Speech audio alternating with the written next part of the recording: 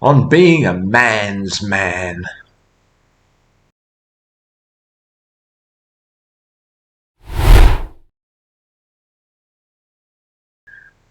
This morning on the ABC's webpage, that's the Australian Broadcasting Corporation, a story was posted about the apparently growing influence that the ideas of some bloke called Andrew Tate are having on young men in school, to the extent that some female teachers actually don't feel safe in the classroom.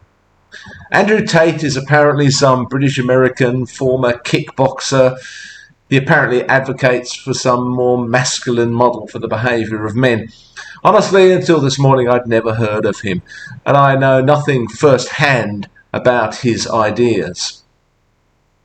The article quotes a couple of young men in their early 20s or so, and this at least is their understanding of what he's advocating. I don't know if it's an accurate reflection of what he says, but it is what they, at least, believe he says. I quote, "Men are meant to be masculine in life. They're meant to pay for things, meant to be the bigger person in a relationship.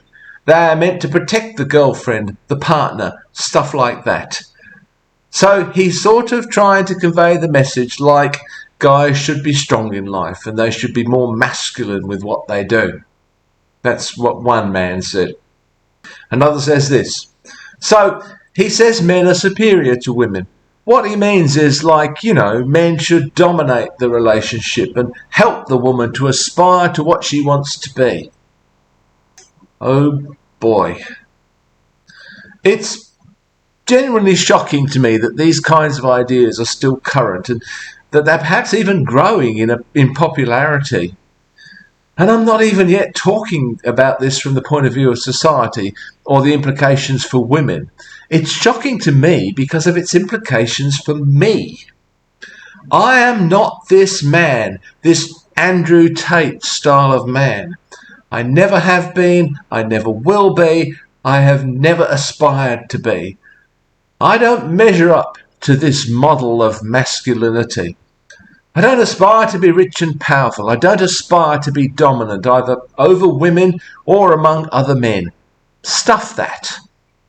Even without Andrew Tate and people like him stirring the hornet's nest, I have enough trouble with common ideas that people seem to have about what men should and should not be like.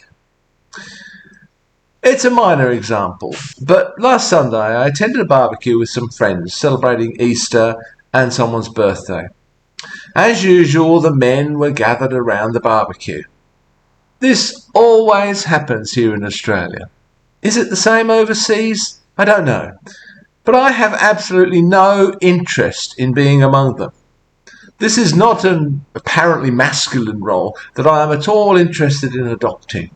I would have trouble dating a woman around my own age if she expected me to pay for things. I couldn't afford it. I could barely afford to pay for my own share. If she expects a man to be able to fix things around the house, she can forget it. Do younger women expect these things? I really don't know. By younger, I probably mean anyone below about the age of 55 or so. I hate the way society still, even today, dictates what men, and women of course, are expected to like in terms of movies, music, literature, art. I hate that there is immediately some doubt about my masculinity if I like or dislike the wrong thing. You won't catch me at a Grand Prix or at a Fast and Furious movie.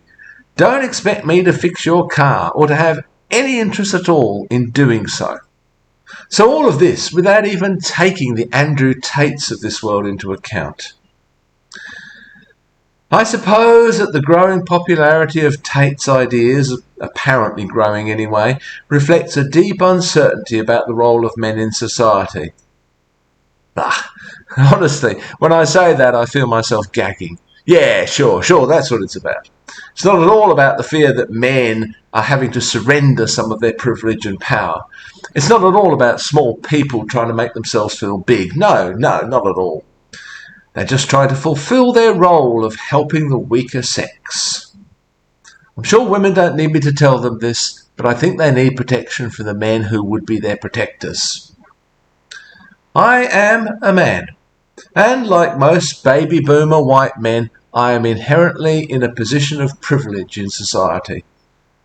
I probably haven't always made the most of my opportunities. Nevertheless, when I'm walking home alone, for instance, from somewhere at night, I don't feel particularly unsafe. I'm not sure most women could say the same, and with considerable justification. Women are less safe in the world than men. But they don't need protecting by us men, that is. They need protecting from us.